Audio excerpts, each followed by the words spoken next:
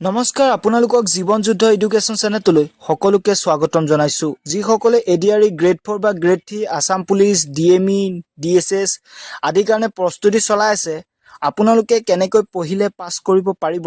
আজি মই আপোনালোকক কেইটামান কথা কম সেইকেইটা কৰিলে আপোনালোকে চাকৰি পাবই এটো নিশ্চয় হেহে আশা কৰো ভিডিওটো আপোনালোকে শেষলৈকে চাই থাকে যদি চেনেলটো নতুনকৈ আহিছে তেন্তে চেনেলটো সাবস্ক্ৰাইব লাইক শেয়াৰ কৰিবলৈ নাপাহৰিব আহক এতিয়া আমি দেৰি নকৰি ভিডিওটো আৰম্ভ কৰো আপোনালোকৰ প্ৰথম কাম হৈছে প্ৰিভিয়াস ইয়াৰ কোৱেশ্চন চাব লাগিব কিমান চনৰ পৰা কিমান চনলৈ চাব লাগিব সম্পূৰ্ণ সিলেবাস চাব লাগিব প্ৰথমতে আপোনালোকে এটা কাম কৰিব যি সমূহ এডিআৰই গ্ৰেড 4 গ্ৰেড 3 আসাম পুলিচকে ধৰি এসআই আৰু লগতে ডিএছএছ ডিএমই সেই সমূহ আপোনালোকে প্ৰশ্ন কাকতবোৰ কালেক্ট কৰক সেইখিনি কালেক্ট কৰাৰ পিছত আপোনালোকে কিমান চনৰ পৰা কালেক্ট কৰিব লাগিব চনটো আপোনালোকক কৈ দিছো যি সমূহ পুৰণা মানে কি 17 বা 18 পৰা ধৰি যিমানখিনি আছে পুৰণা বিলাক সেইখিনি আপোনালোকে পেপাৰ লাষ্ট হৈ যোৱা এডিআৰই পেপাৰ সমূহলৈকে আপোনালোকে কালেক্ট কৰিব লাগিব পেপাৰ সমূহ কালেক্ট কৰাৰ পিছত আপোনালোকে পেপাৰ সমূহ ভালদৰে চাব যে কেনেকৈ ধৰণৰ প্ৰশ্ন পেপাৰ কাটিছে তাৰ পিছত আপোনালোকে নিজে এনালাইসিস কৰিব পাৰিব যে কেনেকুৱা ধৰণৰ পেপাৰ আহিব বা কেনেকুৱা ধৰণৰ প্ৰশ্ন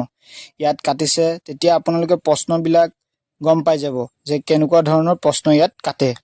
তাৰ পিছত আপোনালোকে সেইখিনি চোৱাৰ পিছত তাৰ পিছত আপোনালোকে সিলেবাসখন ক্লিয়াৰ কৰিব লাগিব প্ৰত্যেকটো এক্সামৰ সিলেবাস একেই কবলৈ গলে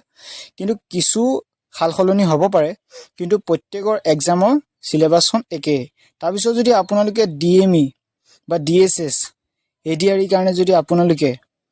প্ৰস্তুতি কৰিম বুলি ভাবিছে তেন্তে আপোনালোকে এডিআৰই সিলেবাসখন ডাউনলোড কৰি ল'ব সিলেবাসখন ডাউনলোড কৰি লোৱাৰ পিছত আপোনালোকে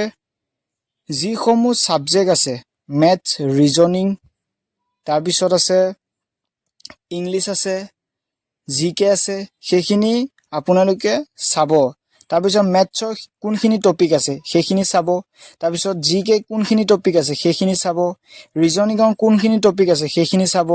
তাৰ পিছত ইংলিশৰ কোনখিনি টপিক আছে সেইখিনি চোৱাৰ পিছত আপোনালোকে সেইখিনি চোৱাৰ পিছত তাৰ পিছত নেক্সট কাম মানে কি নেক্সট ওয়াৰ্ক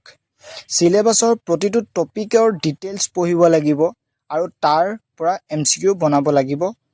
পঢ়াবোৰ ডেইলি ৰিভিজন দিব লাগিব প্ৰথমতে আপোনালোকে কি কৰিব লাগিব মই যিখিনি কলো ম্যাথছ ৰিজনিং ইংলিশ আৰু জিকে সেইখিনি আপোনালোকে গম পাই গল তাৰ পিছত আপোনালোকে সেইখিনি গম পোৱাৰ পাছত আপোনালোকে প্ৰথম কামটো কৰিব লাগিব ম্যাথছৰ আপোনালোকৰ টপিকখিনি লিখিব লাগিব যেনে এভাৰেজ হক নাম্বাৰ হক সেইখিনি সকলো লিখি ললে তাৰপা জিকে লিখি ললে তোমাৰ আসাম হিষ্ট্ৰী ইণ্ডিয়ান হিষ্ট্ৰী সেইখিনি সকলো লিখি ললে তাৰ পিছত হৈছে ইংলিশৰ লিখি ললে প্ৰিপজিশনৰ পৰা ধৰি সেইখিনি সকলো লিখি ললে তাৰ পিছত হৈছে ৰিজনিংৰ পৰা লিখি ললে কোডিং ডিকোডিং সেইখিনি মানে টপিকখিনি সকলো লিখি লোৱাৰ পিছত আপোনালোকে প্ৰত্যেক দিনা এটা এটা টপিক যেনেকৈ ধৰিলো আজি ম্যাথছৰ কৰিম ম্যাথছৰ আপোনালোকে নাম্বাৰ পাৰ্টখিনি মই আজি কৰিম সেইখিনি প্ৰথমতে সাৰ্চ কৰিব ইউটিউবত সাৰ্চ কৰি আপোনালোকে প্ৰতিটো টপিকত নোট বনাই যাব লাগিব নোট বনাই যোৱাৰ পিছত সেইখিনি কি কৰিব লাগিব আপোনালোকে ডেইলি ৰিভিজন কৰিব লাগিব ডেইলি যেতিয়া আপোনালোকে ৰিভিজন কৰিবলৈ আৰম্ভ কৰি দিব তেতিয়া আপোনালোকৰ কনসেপ্ট বিলাক মনত থাকিবলৈ আৰম্ভ হৈ যাব তাৰ পিছত জিকে খিনি আপোনালোকে যিমান পঢ়িব তিমান আপোনালোকে নোট বনাই যাব নিজেই নোট বনাব যেতিয়া নিজেই নোট বনাব তেতিয়া মনত বেছিকৈ থাকিব বুজি পাইছেনে কথাখিনি তাৰ পাছত আপোনালোকে সেইখিনি কৰাৰ পাছত আপোনালোকে প্ৰতিটো সপ্তাহে প্ৰেক্টিস কৰিব লাগিব প্ৰতিটো দিনা প্ৰেক্টিস কৰিব লাগিব আধা ঘণ্টাকে হলেও আপোনালোকে প্ৰেক্টিস কৰিব লাগিব প্ৰতিটো সাবজেক্ট আৰু লগতে আপোনালোকে কি কৰিব লাগিব মক টেষ্ট দিব লাগিব আপোনালোকে ইয়াত দেখিছে সপ্তাহৰ প্ৰতিটো দিনত আপুনি পঢ়াবোৰ প্ৰেক্টিস কৰিব লাগিব উদাহৰণস্বৰূপে ম্যাথছ ৰিজনিং ইংলিশ জিকে আদি প্ৰতিটো সপ্তাহত আপুনি মক টেষ্ট পেপাৰ দিব লাগিব ধৰি ললো আপোনালোকে আজি ম্যাথছখিনি পঢ়িলে ম্যাথছখিনি পঢ়াৰ পিছত আপোনালোকে প্ৰেক্টিস কৰিব মানে পুনৰ পঢ়িবলৈ আৰম্ভ কৰি দিব সেইখিনি যেতিয়া পুনৰ আপোনালোকে পঢ়িব তেতিয়া আপোনালোকৰ মনত বেছিকৈ থাকিব মনত থকাৰ পিছত আপোনালোকে সপ্তাহৰ ধৰি ললো দেওবাৰ দিনটো আমি প্ৰত্যেকটো সাবজেক্টৰ কিছু মক টেষ্ট পেপাৰ যেনেকৈ আমি যেতিয়া আমি পৰীক্ষা দিবলৈ যাম তেতিয়া আমি সেই পেপাৰখন দিয়াৰ জাগত আমি এই মক টেষ্টখিনি যিমান দিম তেতিয়া আমি মানে মজবুত হৈ থাকিম মানে শক্তিশালী হৈ থাকিম বুজিলে তাৰপিছত সেইখিনি কৰাৰ পিছত আপোনালোকে কি কৰিব মক টেষ্ট প্ৰত্যেকটো মক টেষ্ট দিব প্ৰত্যেকটো প্ৰেক্টিচ কৰিব